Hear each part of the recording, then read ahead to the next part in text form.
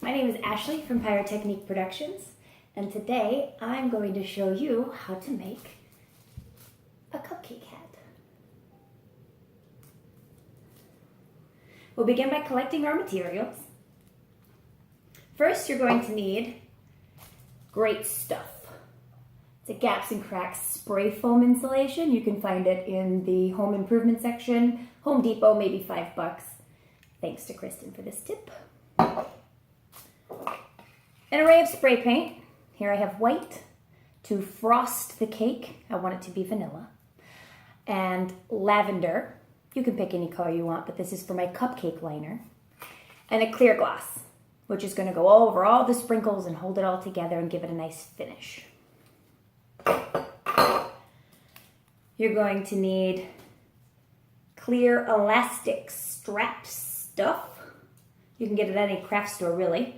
And that's going to serve as your chin strap to hold the hat into place. You'll need a saw. A fine tooth saw is best because we're working with a foam. But if you don't have a tiny little craft saw like this, a bread knife would be just fine. For the base of the hat, we're going to use, ironically, a whipped cream container. This gives us the cupcake shape when all is said and done. I spray painted this purple because when I put the cake liner over the top, I could see the text through the cake liner. So this gives it a nice, clean, finished look. Hot glue gun. And lampshade material for your cake liner. If you don't have lampshade material, message me and I'll put some in the mail for you because I have boxes and boxes of lampshade material that I don't know if I'm going to use. Oh, and don't forget the sprinkles. I'm using real sprinkles. I'm pretty sure this stuff lasts forever, so long as you don't get it wet. And I don't plan on getting rained on with this hat, so I'm going for the real sprinkle look.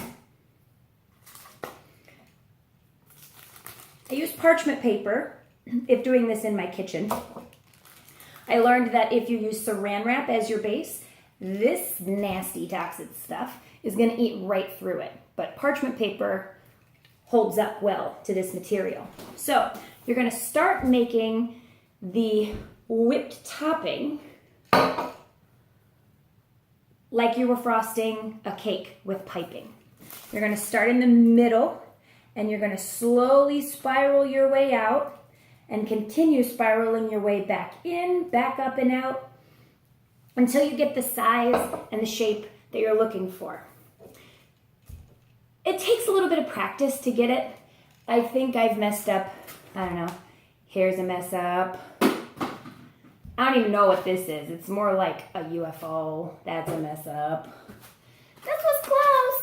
I was getting there, but it's really lumpy. Like that doesn't look delicious. So that's a mess up.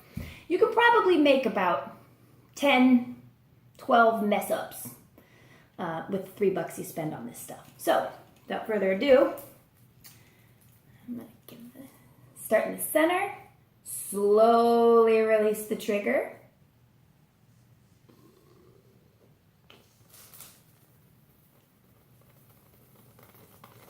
Now keep in mind that as this stuff dries, it's going to expand because it's made to fill cracks. And it's going to expand about twice its size. So notice I'm just taking my time, making a spiral. Now I'm going to start the next layer. A little further in than what I think I would do it. Just to give that room to expand.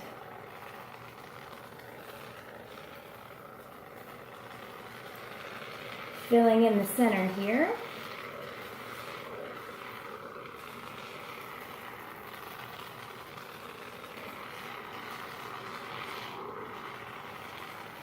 Now when I release the trigger, the foam will continue to pour out because this stuff is under pressure. So when I'm done, I release the trigger and leave it sit there for a second before removing it. Yeah, that's actually not bad. So here I have this liquid goo cupcake topping look.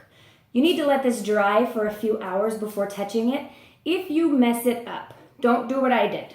I thought that I could fix it with my fingers, and I had this construction stuff stuck on my hands for like 5 days, 6 days. So if you mess up, just set it aside, throw it away, try again.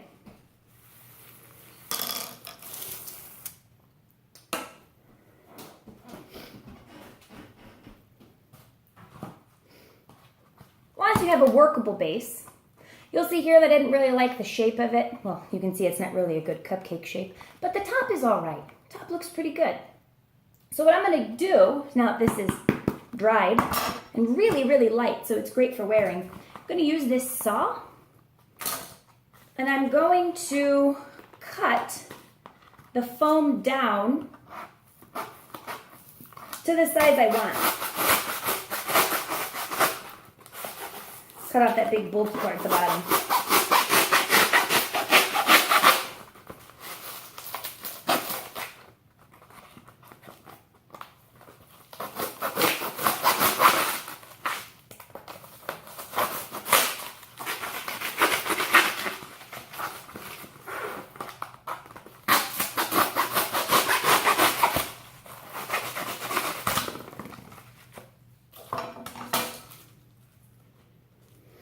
And you'll see that on my whipped cream container, I could just set this right on top. I'm sure you can probably already see where we're going.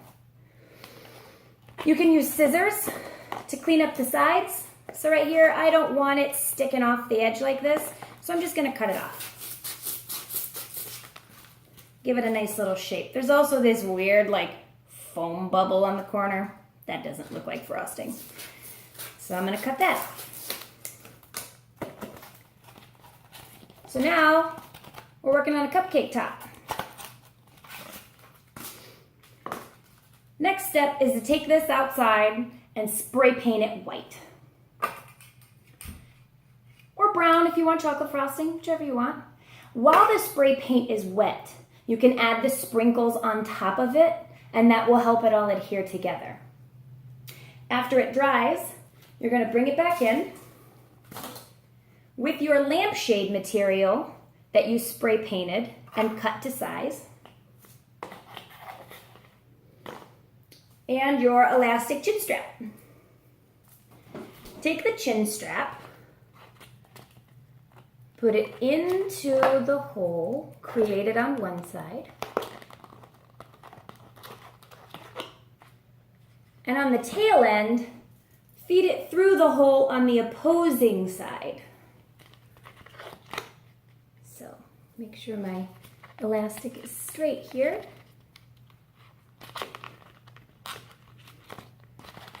Once I have the two tails in the center of the whipped cream container, I'm going to tie them together. Just a simple over-under knot, nothing fancy.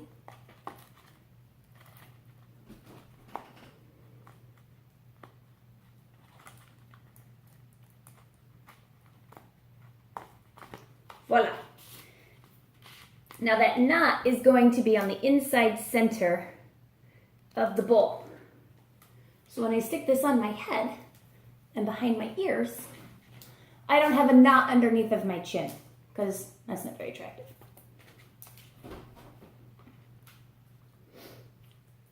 Now that I have my chin strap in place, I'm going to take the spray painted liner that I created, and I'm going to hot glue it along the bottom. If you hot glue around the top, it'll buckle in a weird way that doesn't give it a nice cupcake form shape.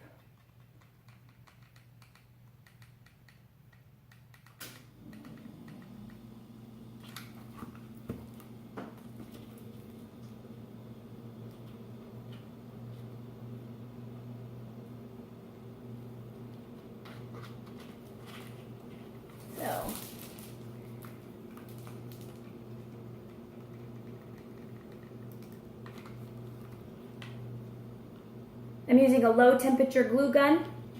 This stuff does not require high temp. And I'm gluing all the way around the base.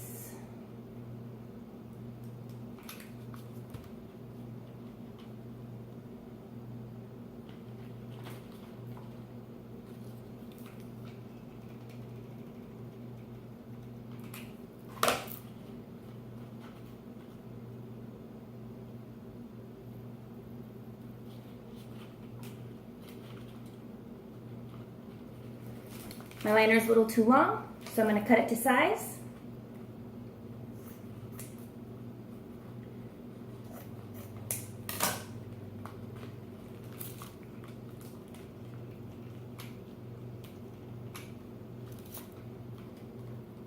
Make sure you don't glue over your chin strap, because it'll either melt or you lose your elasticity.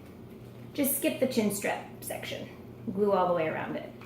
Where my seam is, I'm going to glue up the seam.